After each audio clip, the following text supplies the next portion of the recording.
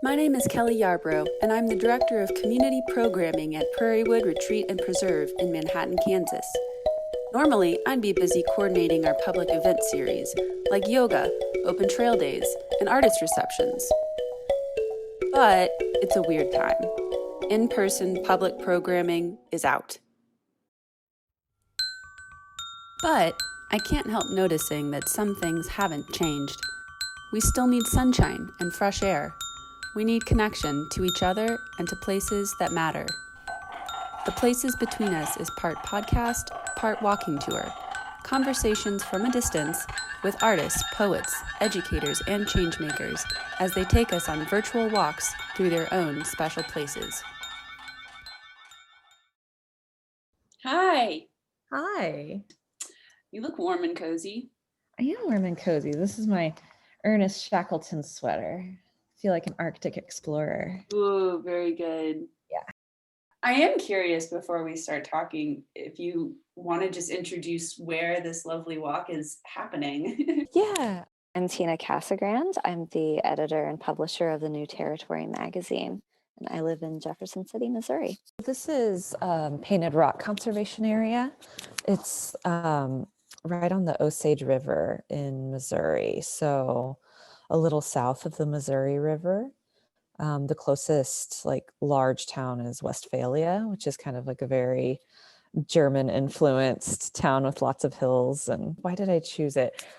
In part because I knew I could get to it in time for the fall colors. It really does respond so beautifully to the seasons. Like in the spring this year, there were just so many serviceberry blossoms and redbud. They manage it really well. It's managed by the Missouri Department of Conservation, and they do regular burns and things with that. So there's a lot of good biodiversity. It's really beautiful. It has a couple different overlooks on the Osage River. You'll get to see one in this video. And yeah, there's some good elevation and good north and south facing slopes. That's wonderful. And clearly you are very attuned to place. Why is that, Tina?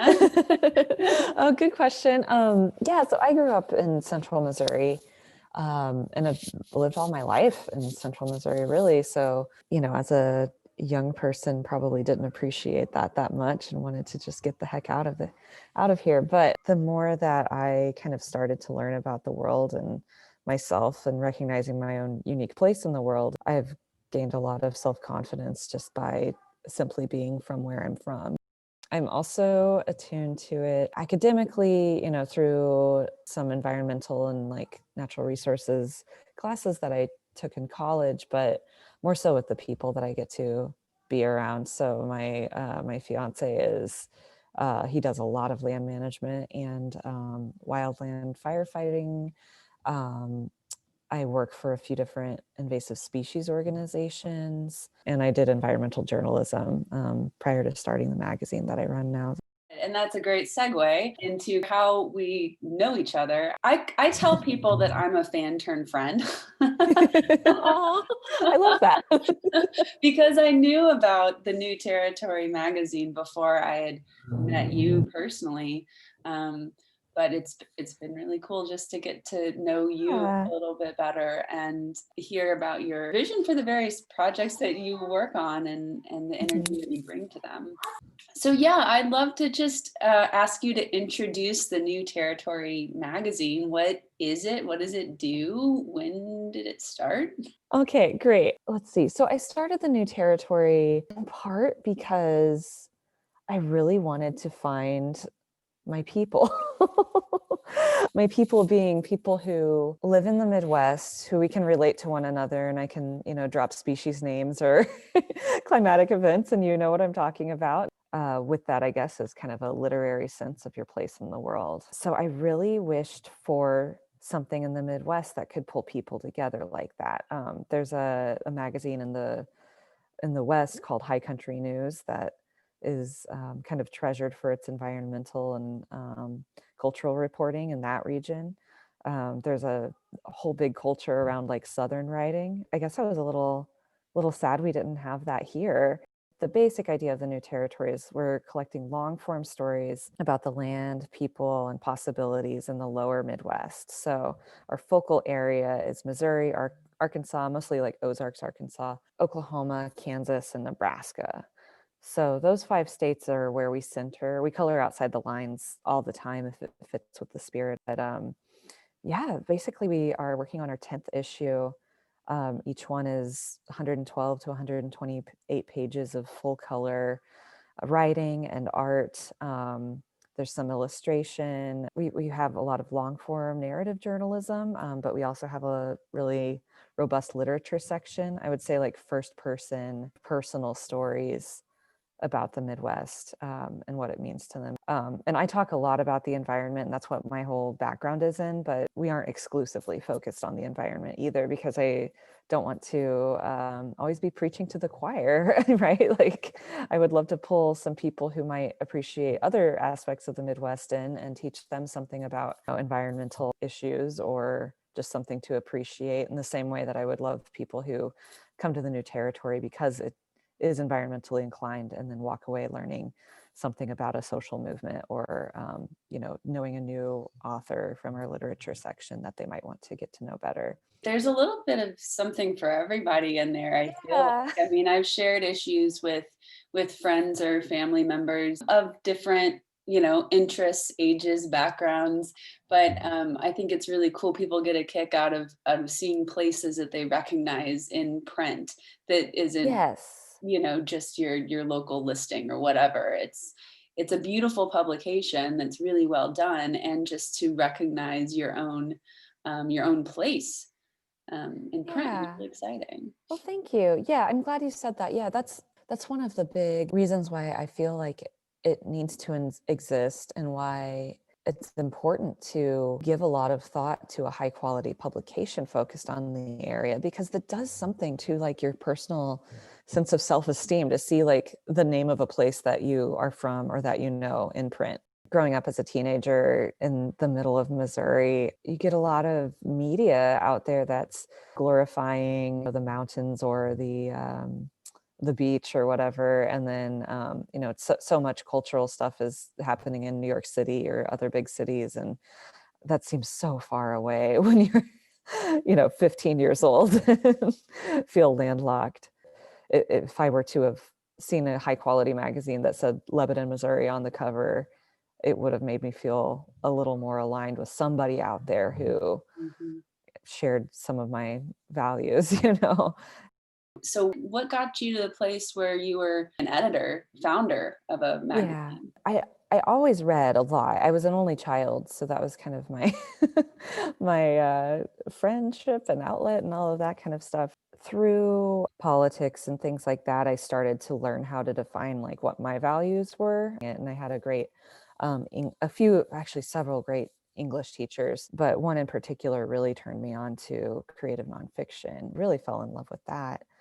But then journalism being a more practical job prospect led me to go to the J School at Mizzou. From there, I think I always knew I wanted to freelance. At the J School at Mizzou, everyone is required to work in a newsroom, and it was not my scene. I don't have the metabolism for a daily news cycle. I don't know. I guess my interests are just rooted in something a little more timeless.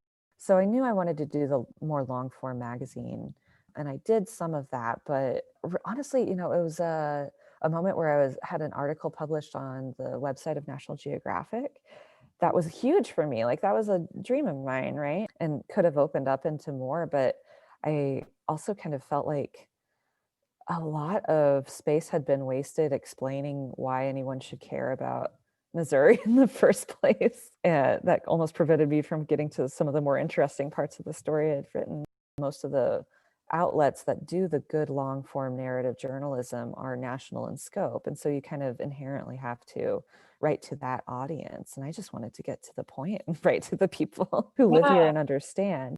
I love that explanation of just like so much time was wasted explaining why someone should care about this Yeah. place. Tell me about that process of getting it off the ground and partners that you worked with too. So I tapped Katerina Hazel to help with the creative direction. Sarah Strong was our first literature editor. I was so steeped in journalism, I didn't know the literature world at all. And it's a whole different world when it comes to pitching stories and writing. From there, our first fiction writer, Kate Strum, really endeared herself to us and was with us up until she moved for another job in Iowa, but she was living in Oklahoma. And also in Oklahoma was Bryce McElhaney. And he kind of worked on our website and like our online marketing and stuff like that. So that was the original team, and everyone has moved on. Yeah, we turned over and had a really graceful transition to a whole new team of people, some of whom I still haven't met in person yet. So just for anyone who is not familiar, the nuts and bolts of the publication are that it's biannual, right? It is biannual. Our printing is primarily funded through our Patreon now. So that kind of determined that we can print twice a year. We've expanded a little bit to 128 pages, and we're adding a few online features, but for the most part, the magazine is still contained within the print publication. People can subscribe on our website at newterritory.mag.com, and you can click around and kind of explore and see the quality of the work that we publish. We have a few features up there. It's really timeless. We started doing a sale of back issues for $5, and I think you could pick up an issue 1 or 3, still really get a lot out of it. It's really just building a collection of regional writing is the project. In an ideal world, where do you see a New Territory in like 5 years or so? What does that look like? I think it does really rely on the people who are moving to make it happen, from the editors and contributors, and also the readers too. Where I would love to see the magazine going is seeing it recognized as representing the lower Midwest in a really robust way, capturing the setting and the dialect and the kind of concerns of people who live here. One thing that I am really interested in, the question of ownership of a place. You know, the very name, like territory, implies some sort of ownership or direction or boundaries or something. The place where I live, it has given me so much peace and confidence, and is constantly revealing metaphors for like a life well lived and where to go with it, right?